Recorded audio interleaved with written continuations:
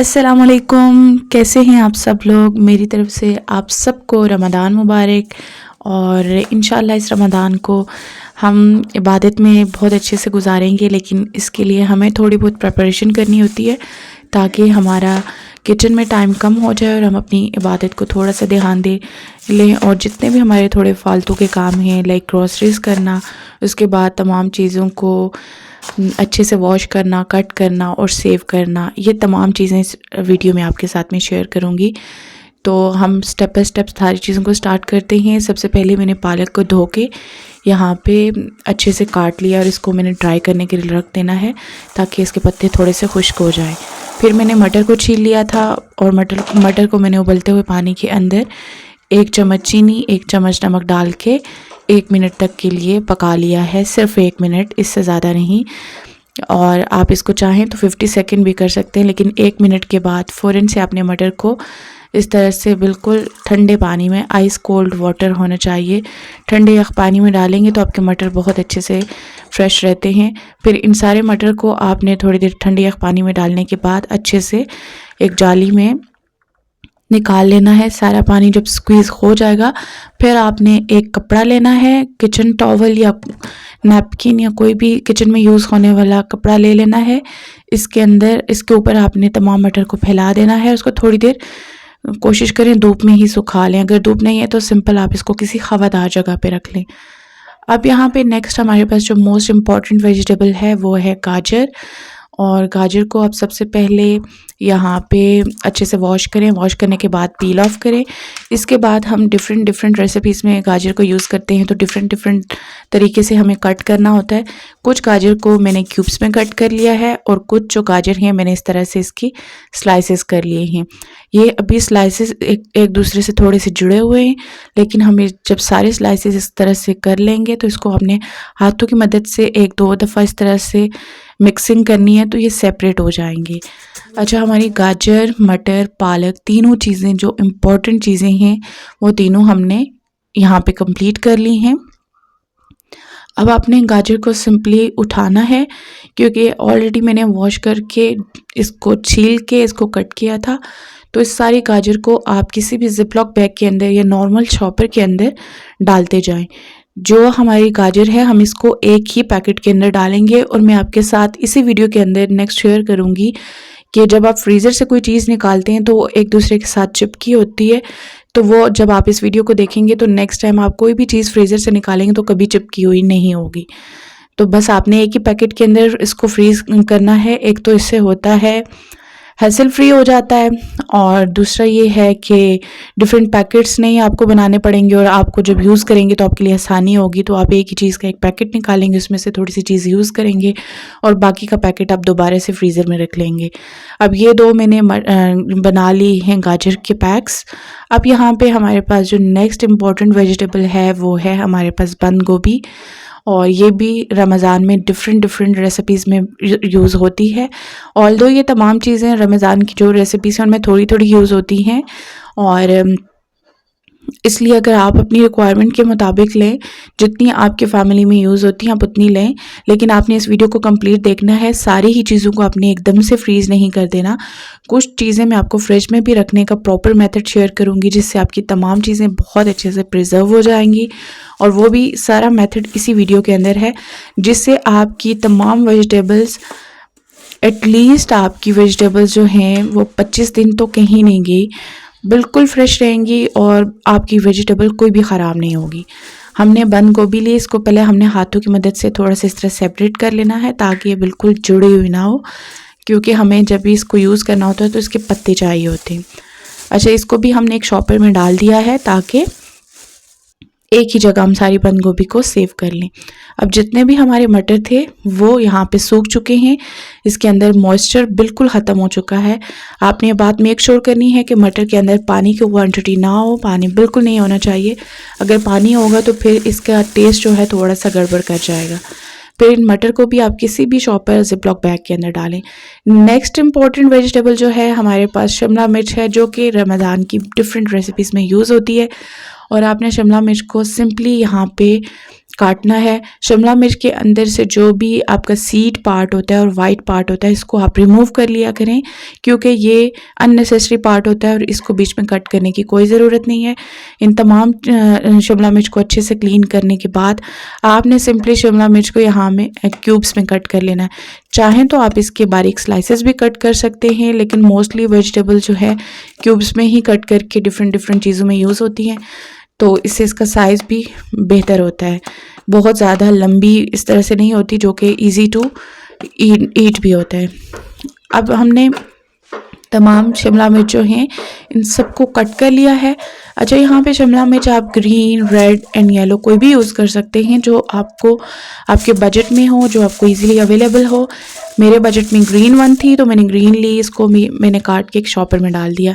Next important चीज़ है हमारे पास lemons, और लेमन भी रमज़ान में डिफरेंट खानों में भी यूज़ होते हैं, हमारे जूसेस में भी यूज़ होते हैं, तो आप इसको भी सेव कर सकते हैं। और इन तमाम वेजिटेबल्स को जो है हम फ्रिज में भी रखेंगे, फ्रीज़र में भी रखेंगे, लेकिन इस वीडियो को आप देखते रहिए ताकि आपको अच्छे तरीके से आइडिया हो जाए। अच्छा, लेमन को आप इस तरह से काटें तो इससे ये होता है कि इसके जितने भी सीड्स होते हैं बहुत इजीली बाहर आ जाते हैं, विदाउट आपका कोई भी लेमन का जूस है वो वेस्ट हुए। आपने ये मेक श्योर करना है कि जितने बीज निकालें एक शार्प नाइफ से फ़ौरन से, और जितने भी लेमन आपने कट करने हैं वो भी शार्प नाइफ से ही कट करने। जब आपके पास शार्प नाइफ होती है तो इससे होता है कि आपका लेमन जूस बिल्कुल भी वेस्ट नहीं होता। आपने इस बात को मेक श्योर करना है ताकि लेमन जूस आपका वेस्ट ना हो। नेक्स्ट हमने यहाँ पे ले लेना है एक बर्तन, एयर टाइट बॉक्स है मेरे पास। आपके घर में कोई भी इस तरह वाले बॉक्सेस मौजूद होंगे जिनका ढक्कन हो, अच्छे से बंद हो जाते हों। इसके अंदर मैंने शिमला मिर्च सेट की है। तमाम शिमला मिर्च को मैंने अच्छे से वॉश किया था, इसको मैंने जालीदार बर्तन में रख के सुखा लिया था। फिर मैंने एक एक शिमला मिर्च और गाजर को यहाँ कपड़े से साफ़ किया था, यानी कि इसके अंदर बिल्कुल भी मॉइस्चर नहीं है, एक तिनका भी इसके अंदर पानी की क्वांटिटी नहीं है। तो अब ये तमाम वेजिटेबल मैंने इस बॉक्स के अंदर डाली हैं, जो कि है शिमला मिर्च, गाजर और यहाँ पे कुछ सैलेड लीव्स। इन तमाम वेजिटेबल्स को हमने सिंपली इस तरह से बंद कर देना है, और आपने बस ये मेक श्योर करना है कि आपका बॉक्स अच्छे से एयर टाइट होना चाहिए। इसको आप अपने फ्रिज में रख दें और आप देखें कि आप 25 दिन तक तो आराम से इस वेजिटेबल को यूज़ कर सकते हैं, बिल्कुल भी ख़राब नहीं होगी। मैं नेक्स्ट किसी रेसिपी में यूज़ करूँगी तो मैं आपको साथ साथ शेयर भी करूँगी कि आप देख लेंगे। यहाँ पे जितने भी मेरे पास टोमेटोज़ थे उनको मैंने अच्छे से वॉश किया, पहले जालीदार बर्तन में रखा, सारा पानी जब स्क्वीज़ हो जाए फिर हमने एक कपड़े की मदद से, किचन टॉवल की मदद से अच्छे से तमाम टमाटर का पानी साफ़ कर लिया। बिल्कुल भी टमाटोज़ के अंदर पानी की क्वांटिटी ज़ीरो है, पानी नहीं होना चाहिए। इसको भी एक एयर टाइट बॉक्स के अंदर रखेंगे और इसको हमने फ्रिज में रखना है, फ्रीज़र में नहीं रखना। कुछ टमाटोज़ को हम फ्रीज़ करेंगे क्योंकि बहुत सारे वेजिटेबल्स हैं, इनको हमने इस तरह से देखना है कि कुछ फ्रीज़र में सेट आ जाएँ और कुछ फ्रिज में आ जाएँ, ताकि एक इजी टू यूज़ भी हो और कोई हमारी वेजिटेबल ख़राब भी ना हो। क्योंकि बहुत सारी ऐसी चीज़ें होती हैं जिनमें सारी फ्रीज़ की हुई वेजिटेबल नहीं जाती, और बहुत सारी ऐसी चीज़ें होती हैं कुकिंग टाइम पे जिनमें फ्रीज़ की हुई आप चीज़ें डाल दें तो कोई मसला नहीं होता, बहुत अच्छे से कुक हो जाती। अब आपने यहाँ पे एक शार्प नाइफ़ लेनी है और एक टमाटर के 4 टुकड़े कर लेने हैं। दरमियाने साइज़ का टमाटर है तो 4 टुकड़े कर लें, अगर थोड़ा बड़ा टमाटर है तो 6 टुकड़े 8 टुकड़े भी कर सकते हैं। अब आपने सिंपली इस तरह से सारे टमाटोज़ को काट लिया। यहाँ पे शार्प नाइफ़ में बार बार इसलिए कह रही हूँ कि आपने टमाटोज़ का जो जूस है वो बिल्कुल भी वेस्ट नहीं करना।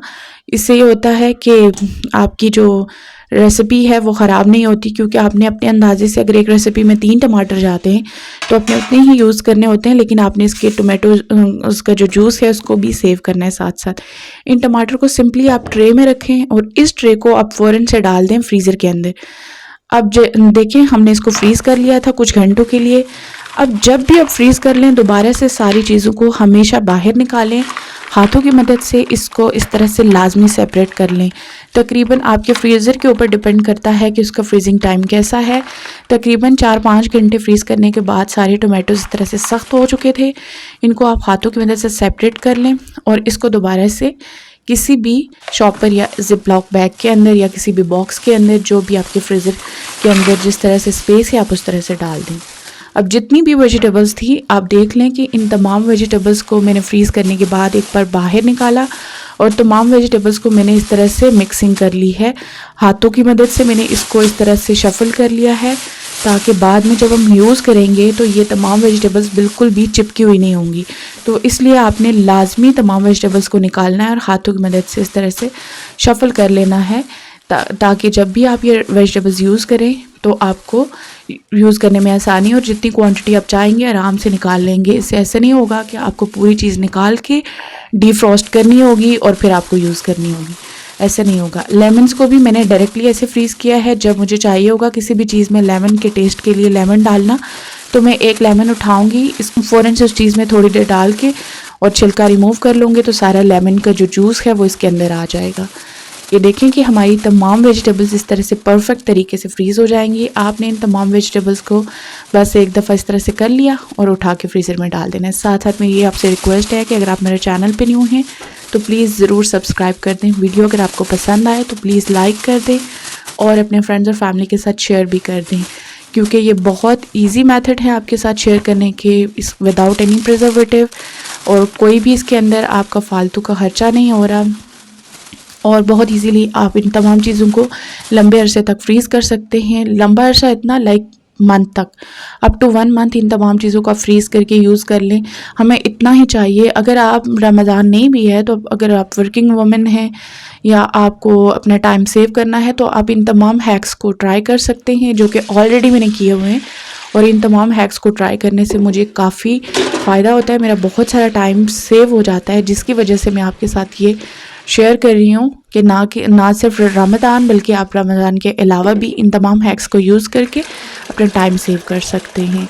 नेक्स्ट हमने जो चीज़ें यहाँ पे करनी है उसमें हमें चाहिए, जो चीज़ें हमने सेव करनी है उसके लिए हमें चाहिए रेड बीन्स, चने, और फिर हमने कुछ कबाब बनाने हैं, उसके लिए हमें यहाँ पे चने की दाल को भी भिगोना है। इन तमाम चीज़ों को मैंने तकरीबन 3 से 4 घंटे तक भिगो लिया था। फिर हमने अपने जो 2 किलो मेरे पास यहाँ पे हैं चने, इसके लिए मैंने एक बड़ा सा पतीला ले लिया। इसके अंदर मैंने पानी डाल के इसको पकाना स्टार्ट कर देना है। अच्छा, आप इसको बिल्कुल दम पे रख दें। जब आधे चने पक जाएं तो फिर आपने इसके अंदर 2 चुटकी सोडा, मीठा सोडा जो होता है, और 1 खाने का चम्मच नमक डाल देना है। इसके अलावा आपने सोडा बिल्कुल भी ऐड नहीं करना।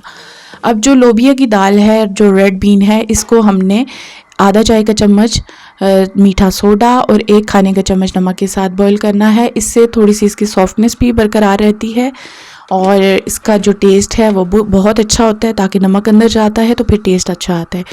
और अगर आप इससे ज़्यादा सोडा वगैरह यूज़ करते हैं तो फिर आपकी जो भी आप जिस भी चीज़ में डालेंगे तो उसका टेस्ट भी अच्छा नहीं आएगा, और उसके अलावा इसकी शेप भी ख़राब हो जाती है। अब देखें, हमारी जितनी भी ये चीज़ें हैं इनको मैंने बिल्कुल लो फ्लेम पे पकने के लिए छोड़ दिया था और चंद ही घंटों में ये पक चुकी थी। आप चाहें तो प्रेशर कुकर भी कर सकते हैं, लेकिन सिंपल पतीले में भी इसको पकाने में बिल्कुल भी टाइम नहीं लगता। आप किसी भी फारिग टाइम में तमाम चीज़ें पहले भिगो लें, और जब आपका स्टोव फ्री हो तो आप इन तमाम चीज़ों को लो फ्लेम पे बॉईल होने के लिए रख दें। फिर हमने इसी तरह चने और रेड बीन्स जो है उनके पैकेट्स बना लिए हैं। रेड बीन्स को मैंने यहाँ पे छलनी से छाना नहीं था, ताकि थोड़ा थोड़ा सा इसका रस भी इसके अंदर आए, जबकि चने को मैंने कम्प्लीटली छान के पैकेट्स बनाए थे। मेक इन फ्री सीरीज़ की नेक्स्ट इम्पॉर्टेंट चीज़ जो है वो हमारे पास यहाँ पे कबाब आ जाते हैं। इसके लिए सबसे पहले मैंने यहाँ पे 1 kg जो चने की दाल होती है इसको 2-3 घंटे भिगो दिया था। इसको अपने अच्छे से वॉश करना है ताकि दाल की स्मेल वगैरह ख़त्म हो जाए। फिर आपने 1 kg चिकन इसके अंदर डालना है, 1 बड़ी प्याज, कुछ हरी मिर्चें और 1 से 1.5 जो होता है बल्ब लहसुन का वो डाल दें। आप चाहें तो 2 बल्ब भी लहसुन डाल सकते हैं, ये आपके अपने जायके के ऊपर भी डिपेंड कर सकता है। और मैं थोड़ा सा लहसुन ज़्यादा यूज़ करती हूँ तो इसलिए मैंने इसके अंदर 1.5 बल्ब डाल दिया है। फिर हमने इसके अंदर गरम मसाला और सूखा हुआ धनिया जो होता है उसको पीस के शामिल किया है, 1-1 खाने का चम्मच, 3 बेसिक स्पाइसेस, नमक, हल्दी और लाल मिर्च तीनों डाल दिए हैं इसके अंदर 1-1 चम्मच, और आप अपने जायके के मुताबिक भी इसको ऊपर नीचे कर सकते हैं। फिर 1 गिलास पानी डालेंगे और इसको हमने पहले 5-7 मिनट हाई फ्लेम पे पकाना है। जब अच्छे से इसके अंदर स्टीम आ जाएगा और फिर इससे ये होता है कि सारी चीज़ें फिर इसको हल्की आंच पे रखते हैं तो बहुत अच्छे से कुक होती हैं। तकरीबन हमारा 1 घंटे के अंदर ये सारा मिक्सचर अच्छे से कुक हो गया है। जो चिकन की हड्डियाँ थी मैंने साइड पे रिमूव कर ली हैं, और जो बोन पार्ट था वो मैंने रिमूव किया है, और जो बाकी था उसको मैंने श्रेड करके इसके अंदर ही ऐड कर दिया है। यहाँ पे आपने चेक करना है कि जो आपकी चने की दाल है वो अच्छे से कुक हुई हो, बिल्कुल दाल सख्त ना हो। अच्छे से जब दाल कुक हुई होती है तो फिर आप इसको फर्दर पकाते हैं तो बहुत अच्छा सा ये मिक्सचर रेडी हो जाता है। आपने इसको इतना ज़्यादा पकाना है कि इसके अंदर पानी की क्वांटिटी बिल्कुल ना हो। अच्छे से मिक्सचर जब ये पानी ड्राई हो जाता है तो फिर आपने इसको एक ट्रे को ग्रीस करना है ऑयल से और इसके अंदर ये सारा मिक्सचर डाल देना है। थोड़ी देर में ये मिक्सचर ठंडा हो जाएगा। फिर आपने इस मिक्सचर के बना लेने हैं कबाब। आप चाहें तो इस मिक्सचर के अंदर डाल सकते हैं हरी प्याज और थोड़ा सा हरा धनिया, कुछ थोड़ी सी प्याज दूसरी जो होती है छोटे छोटे टुकड़ों में करके वो भी डाल सकते हैं और हरी मिर्चें भी डाल सकते हैं। मैंने इसके अंदर ये चीज़ें डाली हैं जो कि क्लिप मेरे से स्किप हो गया, लेकिन आपकी मर्ज़ी, आप चाहें तो डाल दें और बाद में बस आप कबाब्स को शेप दे दें। कबाब को आप शेप देते जाएं। आलू को आप अच्छे से या ऑयल या पानी की मदद से ग्रीस कर लें ताकि मिक्सचर जो है आपके हाथों के साथ बिल्कुल ना चिपके। जब आपके तमाम कबाब तैयार हो जाएंगे तो फिर आपने इसको सिंपली इस तरह से फ्रीज़ करना है और जब ये फ्रीज़ हो जाएंगे तो फिर आपने कुछ घंटों बाद इसको दोबारा से एयर टाइट बैग किसी शॉपर में डाल के रख देना है। लेकिन 4-5 घंटे अच्छे से फ्रीज़ होने देना है। अच्छे से फ्रीज़ हो जाएं तो फिर आप किसी भी चीज़ में डाल दें। यहाँ पे मैंने ले लिए हैं उबले हुए आलू और आलू को हमने अच्छे तरीके से यहाँ हाथों की मदद से ही मसल लिया था क्योंकि हमने इसको फाइन मसलना है। फिर इसके अंदर हमने डाला है नमक, फिर ब्लैक पेपर डाली है, फिर इसके अंदर मैंने डाला है थोड़ा सा कुटी लाल मिर्च, थोड़ी सी यहाँ पे डाली है मेथी और लाल मिर्च का पाउडर भी थोड़ा सा इसके अंदर मिक्स किया है।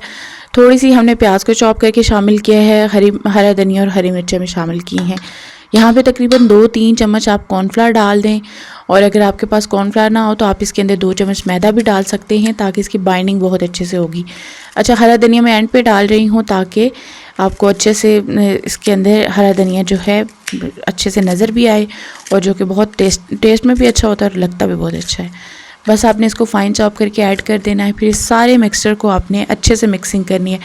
अच्छे से मिक्स हो जाएगा तो फिर आपने एक ट्रे को ग्रीस करना है और फिर आपने हाथों की मदद से इस तरह से कबाब की शेप दे देनी है इसको। आप चाहें तो जैसे मर्ज़ी शेप बनाएं, इसकी गोल बना लें, उस तरह कोई भी शेप अगर आप चाहें तो किसी शेपर की मदद से बना लें।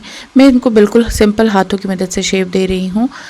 तो आपके यहाँ पे जो आलू की जो कटलेट्स हैं वो भी तैयार हो जाएंगे और ये बहुत ज़बरदस्त रेसिपी है। इससे हम आलू टिक्की चाट बनाएंगे जो कि रमज़ान में बहुत ज़बरदस्त लगती है और मैं साथ नेक्स्ट आपके साथ वो रेसिपी भी शेयर करूँगी। अब इसको भी हमने अच्छे से फ्रीज़ कर लिया है। फ्रीज़ होने के बाद मैंने ले लिया है यहाँ पे एक एयर टाइट बॉक्स। इसके अंदर मैं सारे कबाब्स को सेट करूँगी और आपने ये मेक श्योर करना है कि जब आपकी एक लेयर सेट हो जाएगी तो दरमियान में आपने कोई पेज या बटर पेपर रख लेना है। बेहतर है बटर पेपर इस स्टेज पे आप रखें। बटर पेपर ना हो तो आप सिंपली किसी पेज को हल्का सा ऑयल लगाएं, ग्रीस करें तो वो एज अ बटर पेपर ही काम करेगा।